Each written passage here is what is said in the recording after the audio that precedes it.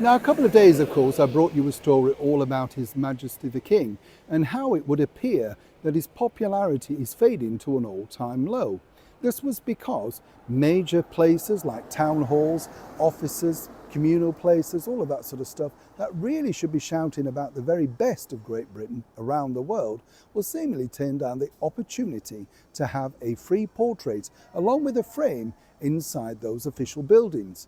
Meanwhile, say up in Birmingham, what you find is they're celebrating not just one, but 2 days of Pakistan Independence Day, even illuminating, of course, their own town hall in the colours of Pakistan. Interesting, don't you think?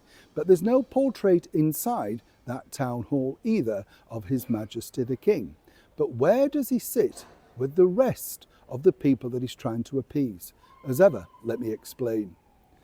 Morning, good to see you, chums. Thank you so much for joining me today. And as ever, thank you for being here on this channel on a beautiful warm day in the very heart of London. Hope you're keeping well. And as ever, thank you for joining me, as I say. And I'm so glad that you've enjoyed so many of the videos. And yes, great news about the brilliant Michael Crawford, isn't it?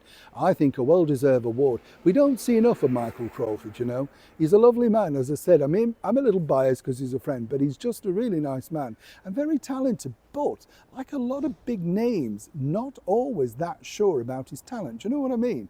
You know, he can command a stage like nobody else. And yet, when you're talking to him, he's a little bit nervous and you're thinking, but you're Michael Crawford. You're the Phantom of the Opera.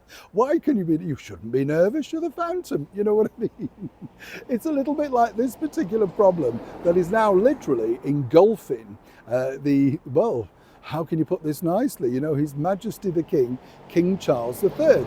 You see, recently his popularity has nosedived, and I would say this happened, in fact, when he decided to very radically change during the coronation, you know, not just the defender of the faith, but defender of all faiths. And as I've said to you before, I can see the reason why he went down this particular route. I get it. He's trying to be all man to everybody, but it's not what people want.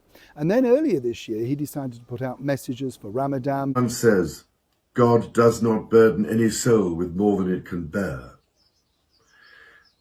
We hope that you have a blessed and fulfilling Ramadan. Peace be upon you all. Ramadan Mubarak. As Muslims across the United Kingdom and the Commonwealth observe the beginning of the holiest of months in the Islamic calendar, the month of Ramadan, I just wanted to convey my heartfelt best wishes to you all, and to tell you just how much my wife and I are thinking of you at this special time of year. This would have been a joyous time. Mosques would be filling with life. Muslim families would be coming together to share food and prayers. And many of them would be inviting their neighbours and friends of all faiths and none to join them. My wife and I can only offer you all our kindest and most special wishes, and stress just how greatly the contribution of Muslims to the life of the United Kingdom is appreciated and valued, embodying the Ramadan spirit of charity and selflessness. As the Quran says, God does not burden any soul with more than it can bear. We hope that you have a blessed and fulfilling Ramadan.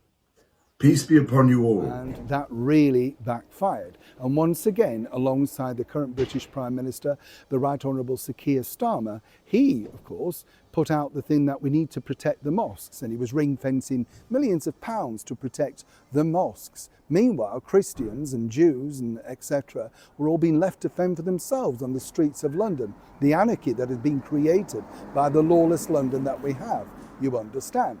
But it was this that was the telling point, and this is the interesting bit. A free portrait was offered during the last government of His Majesty the King, as I say, to all the town halls and the big sort of areas that might want to put up a portrait, like schools, colleges, universities, and a whopping 69% apparently turned down the offer. Now, as I've said, it's very interesting because King Charles, in many respects, is trying to be all to everything, and particularly the Islam side of things, right? So I contacted a number of mosques, not just in London, but up and down the United Kingdom. And I spoke to various people that I know attend the mosques. And I said, had they taken up the opportunity to have this free portrait of His Majesty the King?